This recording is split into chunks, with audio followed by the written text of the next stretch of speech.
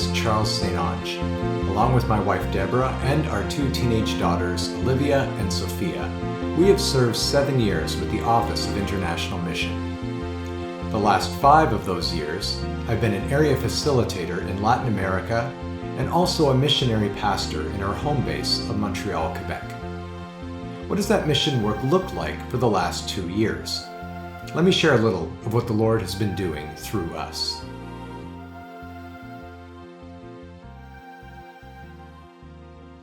I often describe our mission as divided between the work down south and the work up north. So let's start with the south. As an area facilitator in the Latin America and the Caribbean region, I help our regional director, Pastor Ted Cray, supervise, support, and encourage mission work in several places. Those would be, from west to east, the Cayman Islands, Jamaica, Haiti, and Puerto Rico. Each of these places is unique, and so is the work that goes on there.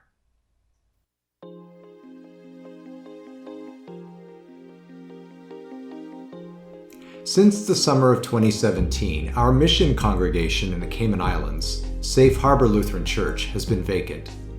Most of my work has involved recruiting, sending, and working alongside a number of dedicated interim pastors. These men and their wives have volunteered their time to serve the congregation and provide insights into where the mission there might go. I give thanks to the Lord for the most recent interim pastors and their spouses, including Ron and Sharon Arnold, Tony and Debbie Alter, Dallas Dubke, John and Solveig Fine, and Ron and Gail Hoddle. Several more pastors were ready to serve when the COVID-19 pandemic hit. But since April of 2020, when Pastor Hoddle and Gail had to evacuate, there have been no pastors on the island. Thanks to technology, many in the Safe Harbor congregation have been attending worship and Bible study alongside members of my mission congregation in Montreal. I offer regular prayers for the governments of Canada, Quebec, and the Cayman Islands each and every week during worship.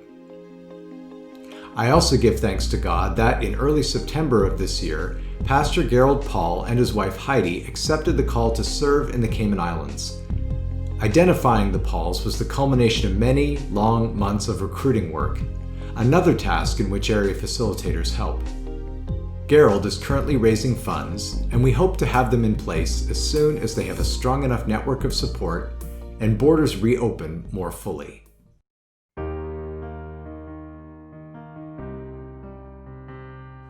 A short 45-minute flight to the east of the Caymans sits the larger and much more populous country of Jamaica.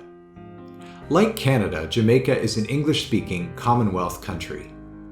The last 2 years have seen a significant expansion of our work there, with the purchase and renovation of a ministry center in the Halfway Tree neighborhood and the opening of a small Lutheran school downtown.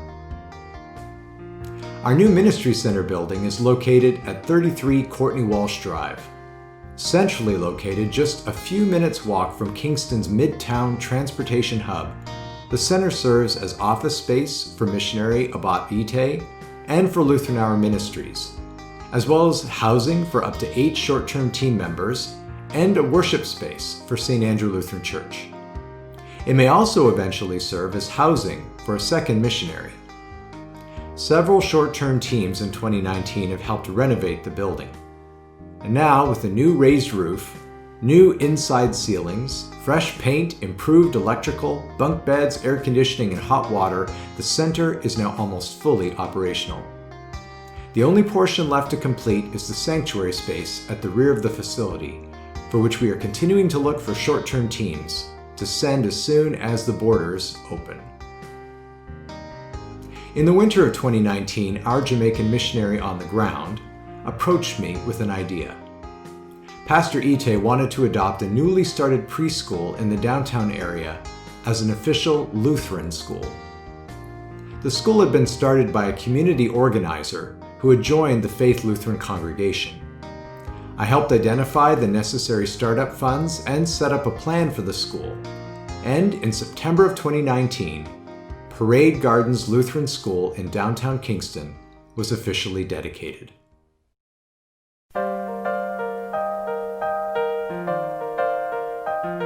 Next to Cuba, Hispaniola to the east of Jamaica is the largest island in the Caribbean. The Dominican Republic occupies the eastern portion of the island, but to the west is the first free country in the Caribbean, the Republic of Haiti. The roughly 11 million inhabitants of Haiti speak a Haitian Creole, although a large minority of the population can speak or at least understand French. Although we don't have an LCMS missionary on the ground in Haiti, several LCMS-related groups do tens of millions of dollars of work each year in the country. From the Haitian Lutheran Mission Society, to Grace for Haiti, to Trinity Hope, to Haiti 99, to Ministry and Mission, it's estimated that LCMS members and groups do more work there than in all Central and South American countries combined.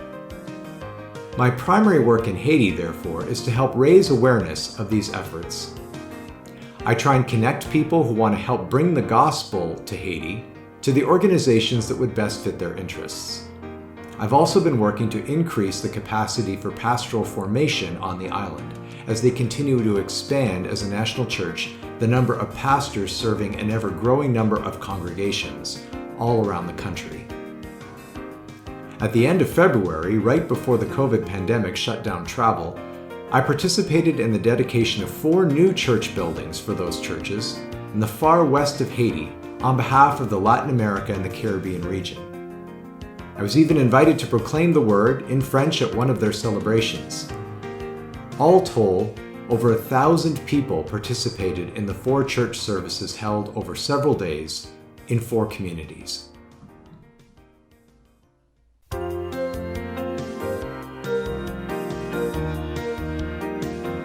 On the eastern edge of the Caribbean Sea, just east of Hispaniola and the Dominican Republic, is the U.S. island commonwealth of Puerto Rico. Devastated by 2 major hurricanes in the fall of 2017, the island was still recovering in 2019. That year, I continued to supervise a changing team and growing disaster response effort. I installed Anthony Diliberto as a missionary pastor in October 2018 and helped open a new Lutheran Hour Ministries office under Director Yaritza Rosa. In December 2018, we said farewell to Pastor Richard Schuler and his wife Kema, whom I had installed in early 2015 and who had planted Fuente de Vida Church in Ponce. In March of 2019, Pastor James and Deaconess Crystal Neuendorf officially began their work in Ponce, and shortly after that, James Cray began work as the project manager for the island. In January of 2020, a deaconess intern, Stephanie Wild, arrived, followed a few months later by a short-term missionary, Ashley Lair. With sadness, we bid farewell in September 2020 to the Dilibertos, who received and accepted a call to Henderson, Nevada. On average, the team on the ground has changed every 4 months since the fall of 2017. The work itself has also gone through many changes. While the core church planting effort in Mayaguez and Ponce continues, 2 more disasters struck the island in 2020. The first was a series of significant earthquakes, beginning after Christmas but culminating with a large quake in mid-January, not far from Ponce on the south shore of the island. Those quakes continued through the spring of this year. At the same time, in March, Puerto Rico began dealing with the same pandemic that has gripped the rest of the world. Like many elsewhere, the team in Puerto Rico had to adjust from in-person to online ministry in many cases. Disaster response in Puerto Rico now involves flooding the airwaves and internet with written, audio, and video messages of hope and encouragement for a people who continue to wonder whether God has abandoned them. My main work in Puerto Rico has been supervising that team, helping them keep focused during changing circumstances, strengthening the partnership circle, or foro, that supports their work, and reporting on their efforts to others in our church body. In 2019, much of that work was done in person. This year, however, since my last visit to Puerto Rico in mid-March, that work has been done remotely through weekly, sometimes daily, video conference calls.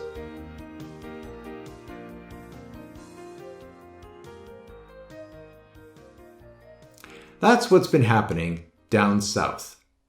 But what about the work up north, the St-Onge family home base? In September of 2019, Montreal hosted its first partners meeting, or foro. Almost 24 participated, and the result was the name of a young woman who could complete her deaconess internship in Montreal, and the gift of funds for a new digital outreach sign. Special thanks to Jane Schoen for her generous donation, and to Emily Stoller, now Presenko, for accepting the position of deaconess intern. We received a few new members by confirmation and baptism in 2019, but 2020, with the coming of COVID-19, certainly slowed things down. The Montreal region saw over 4,000 deaths from COVID in a 3-month period, almost overwhelming our healthcare systems. Ascension lost one member to COVID, who caught it staying at a temporary rehab center.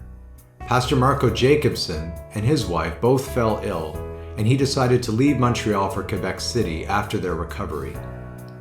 The province of Quebec went into complete lockdown from the middle of March through May, when things gradually began reopening.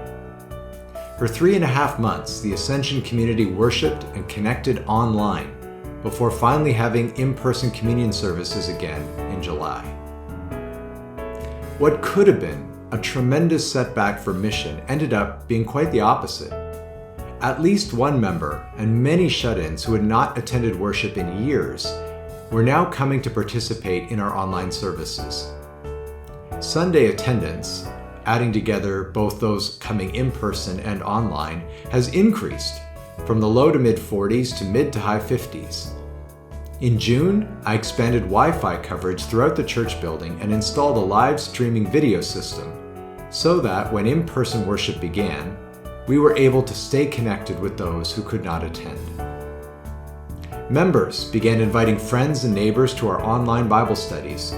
Attendance grew from a handful 5 years ago to a dozen or so when we were meeting in person to sometimes close to 30 now that we're meeting online. Our new deaconess intern, Emily Presenko, worked with my wife Deb to create an online kids club program. A Lutheran family in the Virgin Islands who had been attending our services began sending their grandkids. Emily and an LCMS couple in Montreal for studies, Lyman and Ruth Stone, are leading several volunteers in moving our English outreach program online and expanding it. In October, we will begin 2 classes a week, where we've only had 1 before.